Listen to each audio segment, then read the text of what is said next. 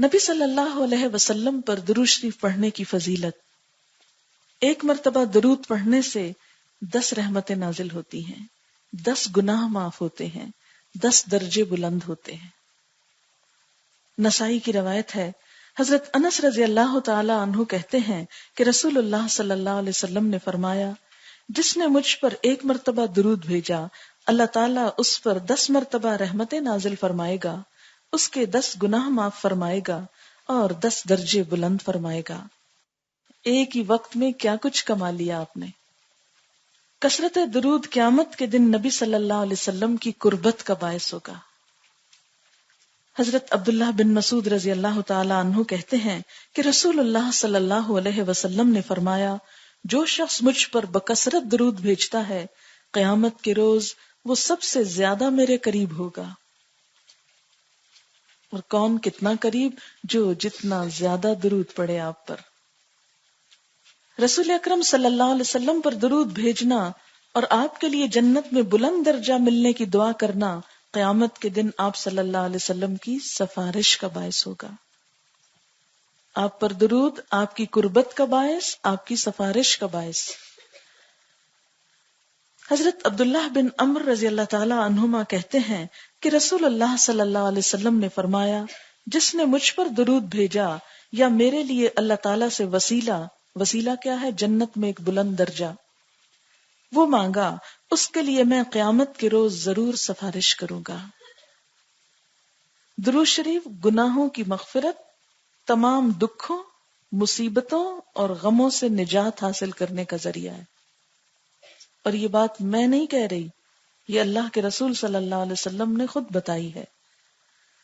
حدیث ہے ترمذی کی، حضرت ابی بن کعب رضی اللہ تعالی عنہ کہتے ہیں کہ میں نے رسول اللہ صلی اللہ علیہ وسلم سے عرض کیا، اے اللہ کے رسول صلی اللہ علیہ وسلم، میں آپ پر کثرت سے درود بھیجتا ہوں، اپنی دعا میں سے کتنا وقت درود کے لیے وقف کروں؟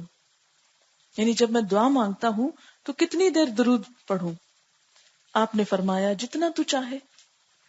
میں نے عرض کیا، 1/4 یعنی 1/4؟ آپ نے فرمایا، جتنا تو چاہے، لیکن اگر اس سے زیادہ کر لے تو تیرے لیے اچھا ہے۔ میں نے عرض کیا، آدھا وقت؟ آپ نے فرمایا، جتنا تو چاہے۔ آپ کا یہ جواب کتنا پر حکمت ہے کہ کسی پر آپ نے بوجھ نہیں ڈالا، اس کو فورس نہیں کیا، لیکن اگر اس سے زیادہ کرے تو تیرے لیے اچھا ہے۔ میں نے عرض کیا، 2/3؟ آپ نے فرمایا، جتنا تو چاہے، لیکن اگر اس سے زیادہ کر لے تو تیرے ہی لیے بہتر ہے۔ میں نے عرض کیا، میں اپنی دعا کا سارا وقت درود کے لیے وقف کرتا ہوں۔ آپ نے فرمایا، یہ تیرے سارے دکھوں اور غموں کے لیے کافی ہوگا اور تیرے گناہوں کی بخشش کا باعث ہوگا۔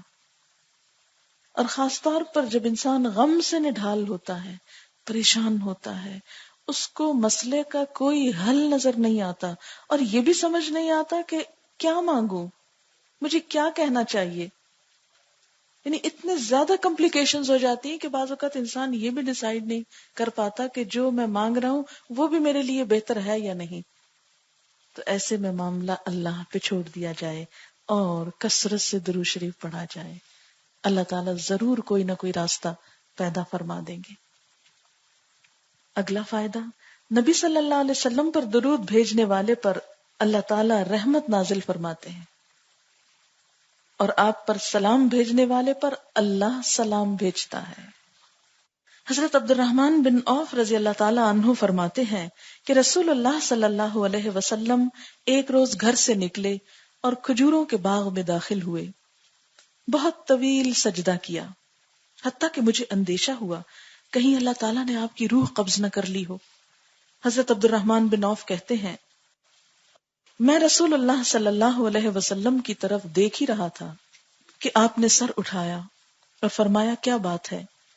میں نے بات بتائی تو آپ نے ارشاد فرمایا کہ جبریل علیہ السلام نے مجھ سے کہا، اے محمد صلی اللہ علیہ وسلم، کیا میں آپ کو ایک بشارت نہ دوں، یعنی خوشخبری نہ دوں؟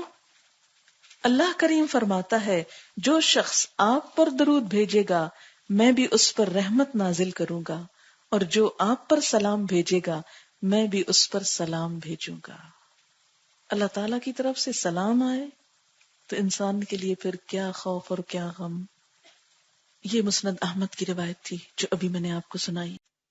پھر یہ کہ 10 مرتبہ صبح 10 مرتبہ شام درود پڑھنا آپ کی شفاعت حاصل کرنے کا باعث ہے.